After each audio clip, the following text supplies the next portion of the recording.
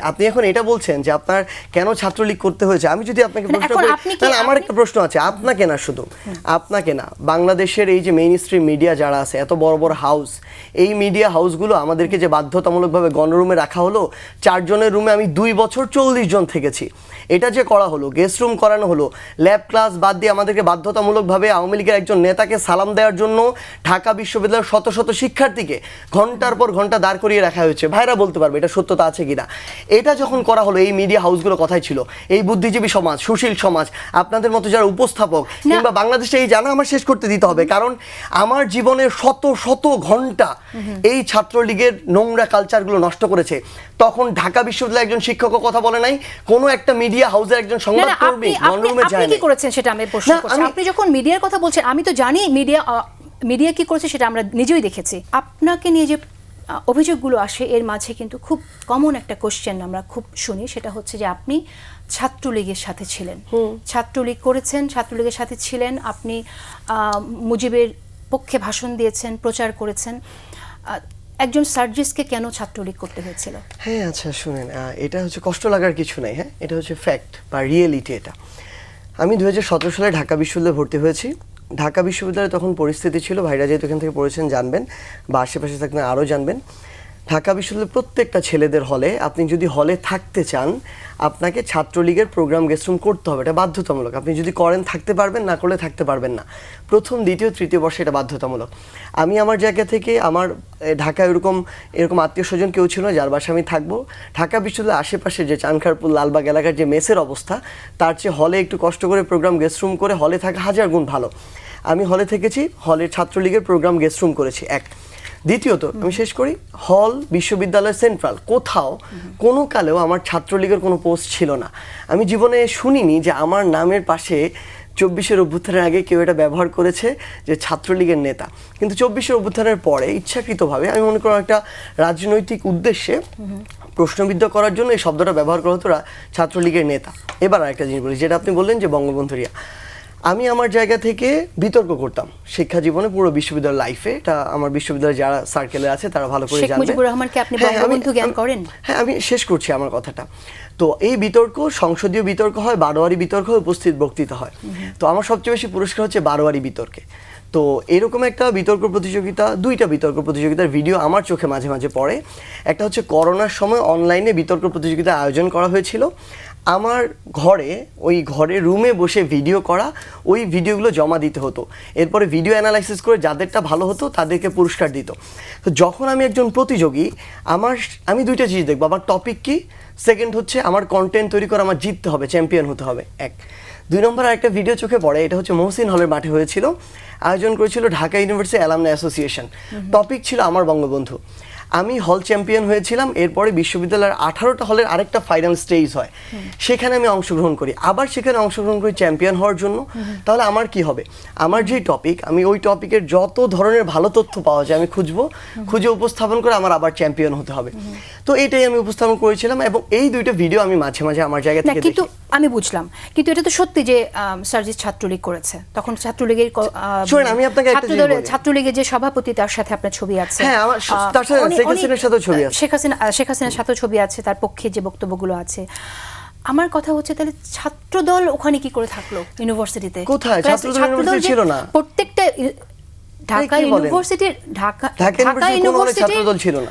Dhaka university যারা পড়ালেখা করেছে তাদের প্রত্যেককেই কি মুজিবের স্লোগান দিয়ে পড়ালেখা করতে হচ্ছে? আমি আপনার কথা যেটা বলেছি আপনি বুঝেন নাই। ঢাকা ইউনিভার্সিটিতে যারা হলে থেকেছে, ধরেন ছাত্রদল অনেকে ছিল, হলে থাকে নাই, বাইরে থাকতে হয়েছে, ভাই বলতে পারবে, ইভেন ক্যাম্পাসে ঢুকতে দেয় নাই। আমি যদি বলি মধুর ক্যান্টিন কিংবা এদিকে যখন এসেছে তারা লাঠি দিয়ে তাড়া করেছে। এটা শুধুমাত্র ছাত্রদল তো মাঝে মাঝে আসতে পেরেছে, কিন্তু যদি আপনি শিবির দেখেন, মানে ওই যে একটা শিবির ধরে ধরে জবাই করে, এই পর্যন্ত স্লোগান দেওয়া হয়েছে।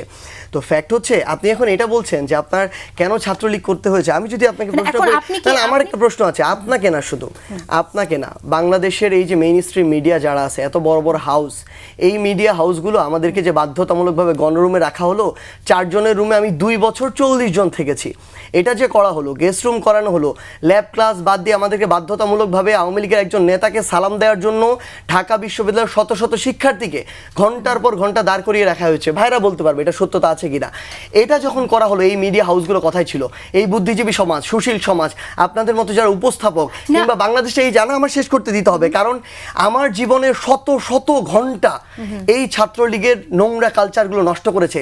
তখন ঢাকা বিশ্ববিদ্যালয়ের একজন শিক্ষকও কথা বলে নাই, কোনো একটা মিডিয়া হাউসের একজন সংবাদকর্মী গণরুমে যায় আপনি কি করেছেন সেটা আমি প্রশ্ন না, করছি। আপনি যখন মিডিয়ার কথা বলছেন, আমি তো জানি মিডিয়া কি করেছে সেটা আমরা নিজেই দেখেছি। ব্যক্তিগতভাবে আমি যদি আমাকে প্রশ্ন করেন, সেটা আপনি উত্তরটা জানেন যে আমি যে প্রতিবাদটা করেছিলাম এবং সে কারণে যে আমি থাকতে পারিনি, কিন্তু সেই প্রতিবাদটা তো আপনি করেন নাই। আমি প্রতিবাদ করি না। আপনার মানে আপনার কি আপনি তো- মাথা ঠিক আছে আপনি এই তো- মুহূর্তে? আমাকে শুনেন, আপনি ছাত্রলীগের এতটা দীর্ঘ সময় জুলাইয়ের 4 তারিখে, জুলাইয়ের, আমার কথা শুনেন, জুলাইয়ের 4 তারিখে ঢাকা বিশ্ববিদ্যালয় থেকে আন্দোলনের নেতৃত্বে প্রথম সারিতে যারা ছিল, তাদের মধ্যে যাকে প্রথম ছাত্রলীগ হল থেকে বের করে দিতে নিছে, তার নাম হচ্ছে সার্জিস। না, আমার প্রশ্ন- শুনেন, না আমি শেষ করব। এই জুলাই অভ্যুত্থানের নেতৃত্বে সর্বপ্রথম 5ই জুন যারা একসাথে মিলে 6 জুন শহীদ মিনারে 3টায় প্রোগ্রাম অর্গানাইজ করে, তাদের মধ্যে একজনের নাম সার্জিস।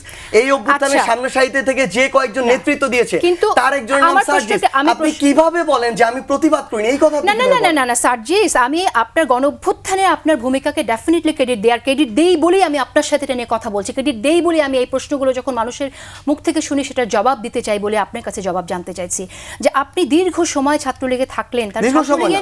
ছাত্রলীগের যে অপকর্মের দাগ আছে, সেই দাগটা তো আপনাকেও কেউ কেউ লাগাতে চায়, না, না। সেটার দায় আপনি কিভাবে আচ্ছা, ঠিক এড়াবেন? আছে, আমি এভাবে এবং বলছি। আপনার আরেকটি প্রশ্ন শেষ করে নিই sure, সার্জিস, please, আমি সেটা please. হচ্ছে আপনার দলের যারা নেতাকর্মী আছে, সেই নেতাকর্মীকে আপনি কি শিক্ষা দিবেন যে তারা এভাবে কোনো ফ্যাসিজম দেখলে এভাবে ছদ্মবেশে থেকে যাবে? ফ্যাসিজম দেখলে ছদ্মবেশে থেকে যাবে কিভাবে? যেভাবে আপনি ছিলেন? না, কোনদিনও না। আপনি এই কথা বলতেই পারেন না। সবচেয়ে বড় কথা হচ্ছে, আমি ঢাকা বিশ্ববিদ্যালয়ে পঞ্চগড় থেকে ফার্স্ট ইয়ার একজন ছেলে 2017 সালে পড়তে এসেছি। আমার ওই সামর্থ্য আছে ছাত্রলীগ, শেখ হাসিনা কিংবা এই পুরো রেজিমটার বিরুদ্ধে দাঁড়ানো। আমি 2017 সালে এখানে এসেছি। 9 থেকে 17 সালে এটা কিভাবে আসলো? তখন বাংলাদেশের রাজনৈতিক দলগুলো কি করেছে? আরো যারা এত বড় বড়, ঠিক আছে। না না আমার শেষ করতে হবে, আপনি তো প্রশ্ন করেছেন, আমার তো উত্তর দিতে হবে। এই যে এত বড় বড় স্টেক হোল্ডার যারা এখন নিজেদেরকে অনেক বড় কিছু দাবি করে, তারা তাদের জায়গা থেকে কি করেছে? আমি তো আমার জায়গা থেকে, যখন আমাকে বাধ্যতামূলক এটা করানো হয়েছে, আমি করার পরে যেদিন আমার সাহস হয়েছে, না আমি শেষ করি, যেদিন আমার সাহস হয়েছে আমি এটার বিরুদ্ধে প্রতিবাদ করতে পারি, ওই দিন আমি নিজে, আমার ফেসবুকে এখনো এটা আছে, এটা 2020-21 সালের কথা আমি দিয়েছি, ঢাকা বিশ্ববিদ্যালয়ের জন্য এই বাধ্যতামূলক ছাত্র রাজনীতি একটা অভিশাপ, এই লেখাটা আমি যেদিন লিখেছি, অন্য কোনো সক্রিয় রাজনৈতিক দলের একজন নেতাকর্মী এটা লিখতে পারে নাই। এটা করেই আমরা সেখান থেকে বের হয়ে এসেছি। আর যদি আগ্রহ থাকতো বা কোনো কিছু সুবিধা নেওয়ার ইচ্ছা থাকতো, তাহলে তো একটা পোস্ট নিতাম। কখনো পোস্ট নেই নাই তো। আমাকে সাদা হয়েছে যে আমি হলের ক্যান্ডিডেট হব কিনা, কারণ আমার চেয়ে ওই মুহূর্তে মানে কম্পিট করার মতো আমার সাথে আমার সমবয়সী কেউ ছিল না।